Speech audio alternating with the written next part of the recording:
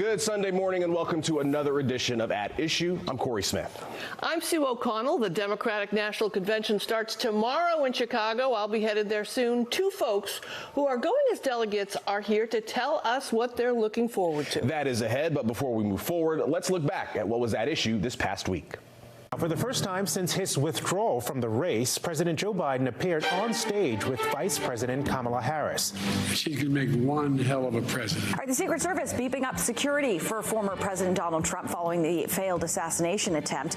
The Secret Service will use ballistic glass so that Trump can go back to doing outdoor campaign events. 10 popular and costly Medicare drugs are about to get cheaper. The Biden administration settled deals with drug companies to lower the cost of medications. For the first time since the war began, the Ukrainian military has now crossed into the border of Russia. A new bill signed by Governor Maura Healey guarantees equal rights for LGBTQ plus parents. The Massachusetts Parentage Act ensures all families are protected. That's regardless of marital status, gender identity, or sexual orientation of the parents or children in each family.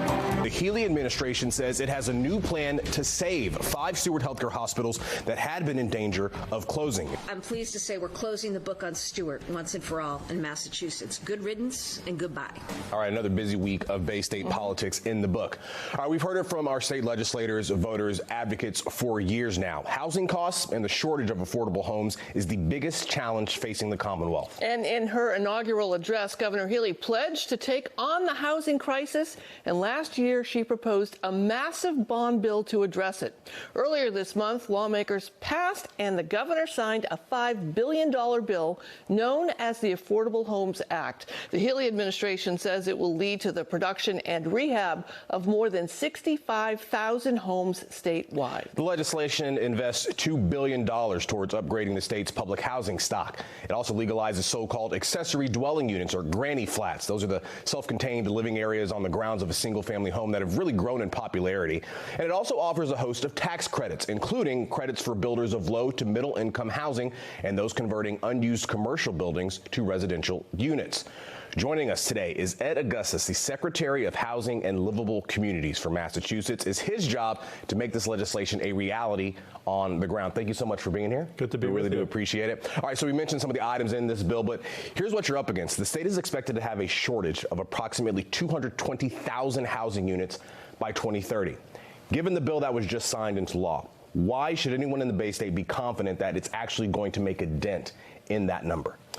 Well, I think there are a number of things that, in addition to the Affordable Homes Act, are helping set the stage for turning around the housing crisis and bringing more units online, units of all types, ownership opportunities, rental opportunities, preserving, as you mentioned, our critical safety net public housing units that have been in disrepair for many years. Things like full implementation of the MBTA Communities Act complements the work of the Affordable Homes Act because it's removing some of those local zoning barriers that have historically existed to creating more units of housing, and especially units close to transit nodes, which is, consistent with our climate goals and, really part of our agenda to move housing to the right locations. So some housing advocates obviously were thrilled about the passage of the bill. Some think that some things were left on the table and not fulfilled. Specifically, 2 items that the governor put in her original proposal. One is the local option transfer taxes to pay for the affordable housing, and second, the changes to those inclusionary zoning policies, which is an effort to get those developers to actually add affordable units so that more folks can live in the places. Will you be pushing the lawmakers to make those changes as well? Well, I think we're going to be looking at future opportunities to continue to put new tools, both policy and dollars, into our toolbox to deal with the housing crisis.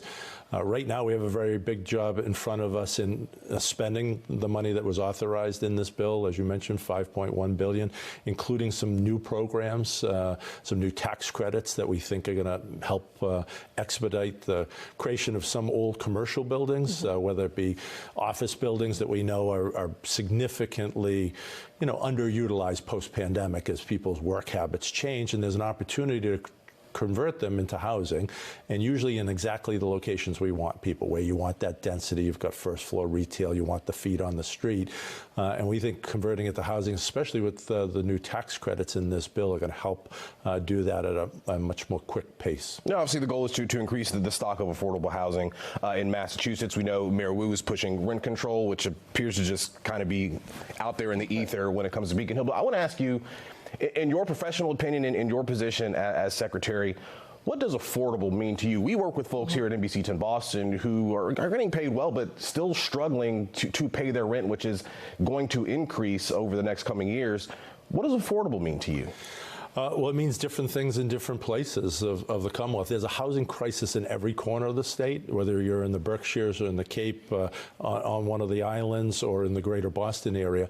What the rents are and what the home prices are very different, but the pressures are the same, because sometimes the salaries are not the same in the greater Boston area as they might be in the western part or the central part of the state. So affordability is different for different regions of the state, different parts of the state, and different housing types, whether it be ownership opportunities or rental opportunities. That's why the bill is really designed to address the entire housing ecosystem.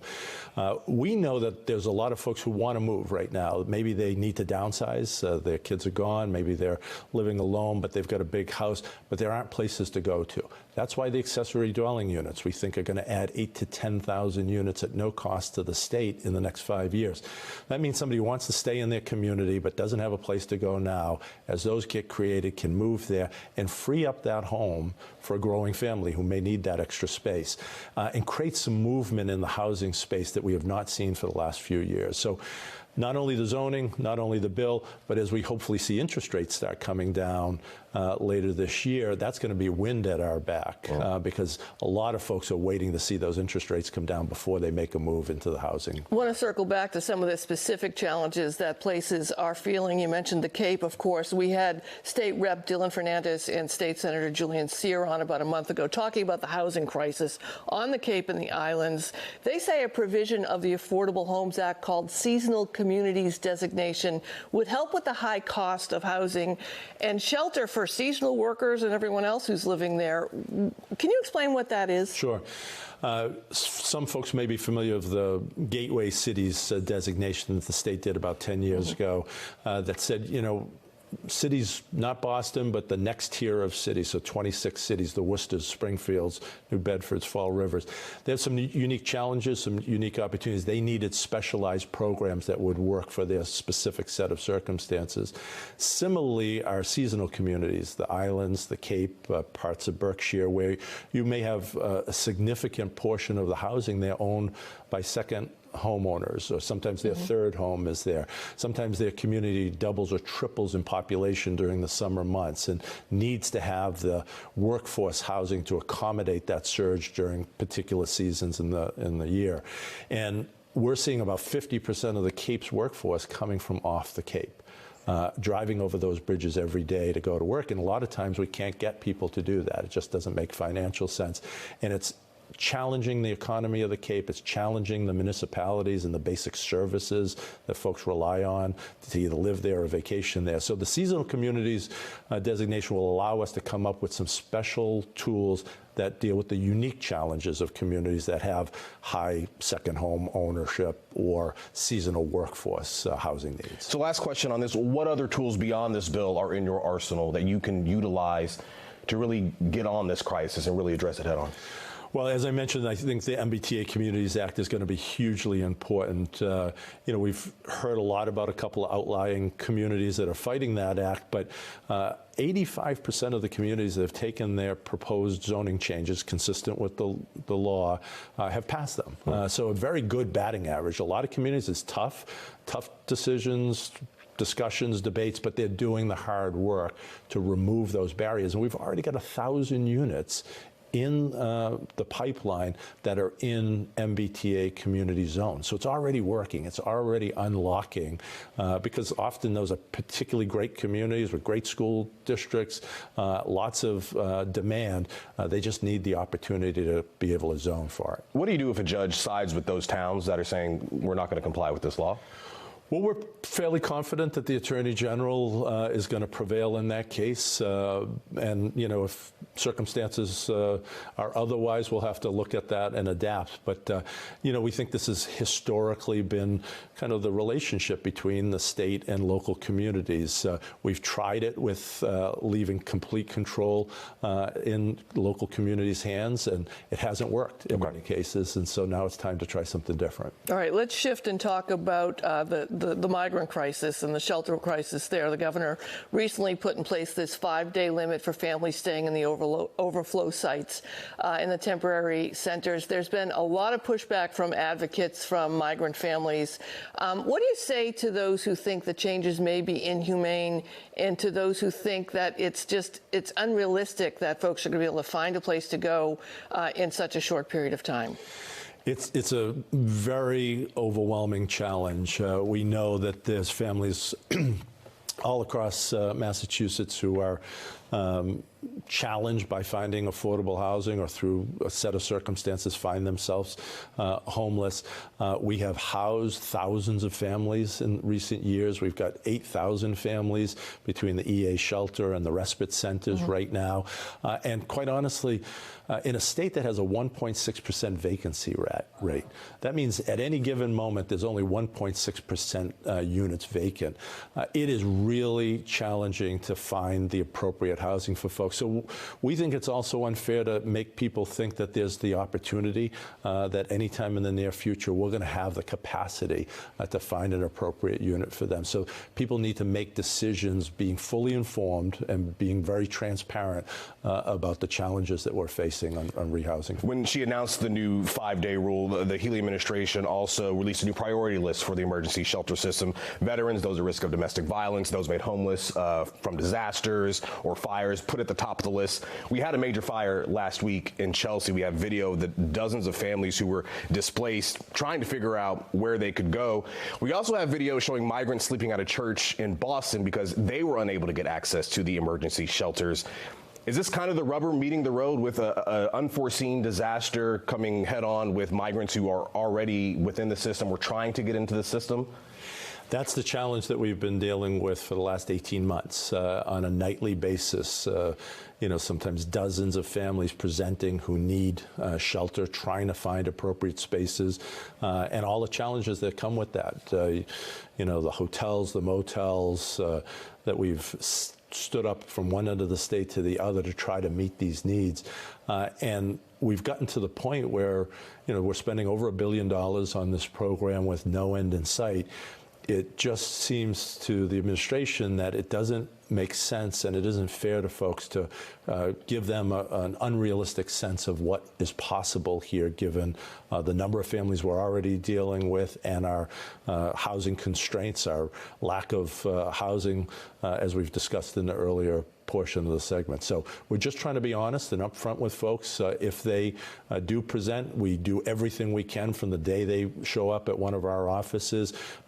Case management, intensive services, making sure they're signed up for other benefits they might be entitled to help tide them over. Or if we can find a way to get them to a family member or a friend, we've got resources to help you know, get them to a safe place if at all possible. But it is a very challenging set of circumstances. Is the governor being honest with the Bay Staters when she says we are just simply out of space? I get the money thing, but is the Bay State out of space? Well, we've got 8,000 families right now that are in the system that we are rapidly trying to find homes for. And, you know, with the new rules, we have 9 months that we have to find locations for those families. And when you look at them, you know, not as 8,000 is a big number, but you look at them as unique families.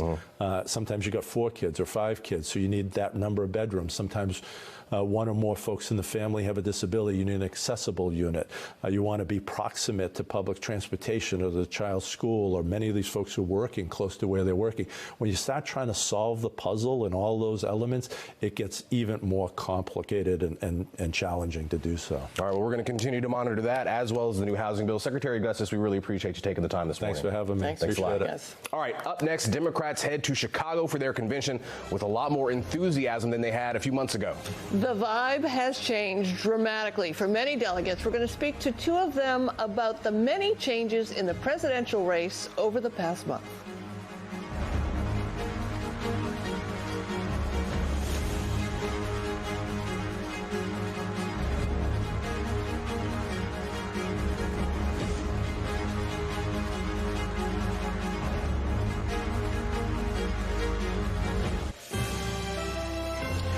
welcome back to At Issue. You know, in recent days, Vice President Kamala Harris spoke about her economic plans, which include a middle-class tax cut and the Biden administration's deal with drug makers to lower prices on the 10 most expensive prescription drugs under Medicare. But many folks, including the Globe's James Spindell, say it's an election driven not by policy, but by the vibes. Well, he's not wrong, but the vibes among the Democrats have been downright joyous since the vice president became the presumptive nominee. But it's not just the vibes, it's also the polls. Polls out last week from the New York Times and Siena College from 3 key battleground states, Michigan, Pennsylvania, and Wisconsin, show Harris leading former President Trump 50-46. Now, those polls, of course, are within the margin of error. So the polls and the vibes for Harris are all good, but what does that mean heading into the biggest Democratic party of the year, a literal party, the DNC? Our Matt Pritchard is going to head to Chicago soon, and he's here with us now. Hey, Matt. Hey there, Corey, Sue. Obviously, there is a lot of energy heading into the DNC. There in Chicago, one of the big things is going to be trying to take that from Chicago out into the rest of the country for the remainder of the election. We'll talk about that in just one second. But when it comes to speakers at this DNC, it is a who's who of the Democratic Party. You have current President Joe Biden. You have former presidents like Barack Obama and Bill Clinton, as well as former Secretary of State Hillary Clinton. And then, of course, Massachusetts, as always, will play a huge role with our entire delegation headed in that direction. I had a chance to speak with Democratic Party Chair here in Massachusetts, Steve Kerrigan, not only about the convention itself, but what he's expecting Bay State Democrats to do once they return from the convention in Chicago. Next week's really important, but what we do when we get back is as important. And so it's the first time in 8 years when we've all been able to gather together and get those collective marching orders and then get back to our states, get back on the telephone, get back on email and text, and convince the American people that Kamala Harris and Tim Walz have what it takes.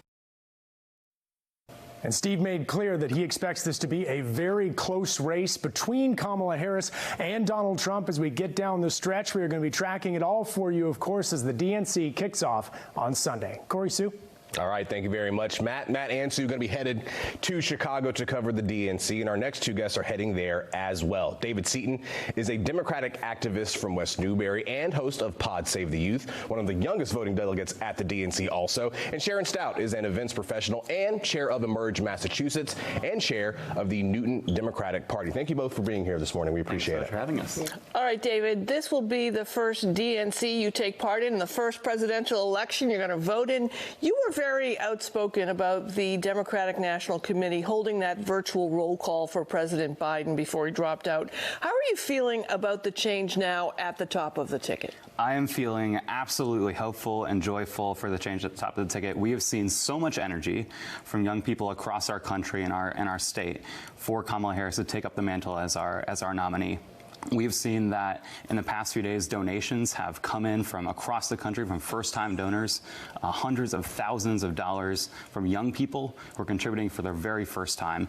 Young people are excited, we're motivated, and we're ready to elect Kamala Harris. Do you think those young people, if Joe Biden was still the nominee come Election Day, were still going to go out there and perhaps hold their nose and vote for Joe Biden? Or is the switch to Harris really going to bring more folks out to the polls, do you think? Well, you know, I certainly was going to vote for Joe Biden. There was no question about that. I viewed this election as a threat to democracy. Donald Trump poses an existential threat to our country, our institutions, and our rights and freedoms. And I know that Kamala Harris is just going to energize those voters more. Our generation needs a change. Our generation needs a politician at the top of the ticket that is bringing the energy and is ready to motivate us to go out to vote. But, you know, I was thinking today, I'm one of the youngest people who will go to the Democratic National Convention, and I'm making history in my own right. But I'm also going to make history as a person who's casting my ballot for the first black woman to take up the mantle as the Democratic Party's leader. So I am so happy, and I think that history-making opportunity for our party is just another reason for young people to get out there and vote. All right, Sharon, not your first rodeo. You've done this before. How are you feeling headed to Chicago? And how do you think this might compare to other DNCs that you've been to, as David said, with a history-making candidate? I am very, very excited to come to this particular convention. Yes, conventions in the past were always joyful. We want to go. We want to support our candidate.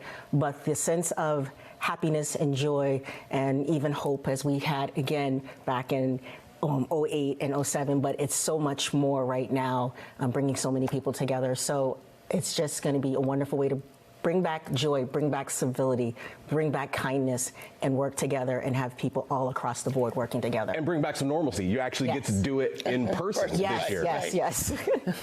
So how would you compare 2020, though, the feeling? Was there a feeling? I've talked to some delegates, Democratic delegates, who said, you know, it was a feeling of fear during that election. How would you say this period right now? We keep saying joy, we keep saying vibes. Is there another word? Excitement, anticipation of newness, and just the ability to break the highest glass ceiling also. So there's also that component that we can't ignore. David, you've been calling yourself a ceasefire delegate. We know the Israel-Hamas war, what's happening in Gaza is going to be central to this election. What does it mean to you to be a ceasefire delegate? And do you think the displeasure with Biden will carry over with a candidate, Kamala Harris, depending on where she comes down policy-wise on this? Yeah, I mean, listen, our generation stands for 3 central values. We stand for freedom, we stand for security, and we stand for opportunity. And Kamala Harris represents those values. She, stands for a woman's right to choose, a woman's freedom to choose. She stands for giving young people educational opportunities and not being riddled by student loan debt. She stands for giving everyone the freedom to walk down the street, to go to church, to go to school, and not be afraid of getting shot dead due to an act of gun violence. That's what's motivating our generation to vote. And I think that, I take pride in being a ceasefire delegate because I stand for those values. I stand for, the opportunity of every child to grow up in a place that is safe and secure and not riddled by war and violence. But we're a generation that wants change in the world right now. We want our international commitments and our and human rights to be protected and defended. And I believe that all goes back to those central values. So that's why I'm proud to be a ceasefire delegate, and I'm proud to be supporting Kamala Harris. And I know that my generation is going to, get out there and vote because we're motivated by those values. Sharon, just quickly, you optimistic about the economic plans coming out of the Harris-Walz ticket? Just quickly, you're a business owner. I'm looking forward to seeing greater tax breaks, better regulations, just helping business owners be able to pay their bills, be able to get loans, have better access. It's more about access and not just for the top level of folks, but for the middle class and lower class folks. So I'm looking forward to that. All right. All right. We appreciate it. David Seaton, Sharon Stout. Safe travels to Chicago. Bring us back some deep dish if you can. Yeah, Sue's going to see you there. That is it for this edition of At Issue. We really appreciate you taking the time. And remember, Sue, Matt, Glenn Jones headed to Chicago to cover the DNC. Their live coverage begins later today. That's it for this edition of At Issue. Thank you so much for joining us. I'm Corey Smith. And I'm Sue O'Connell. Have a great week.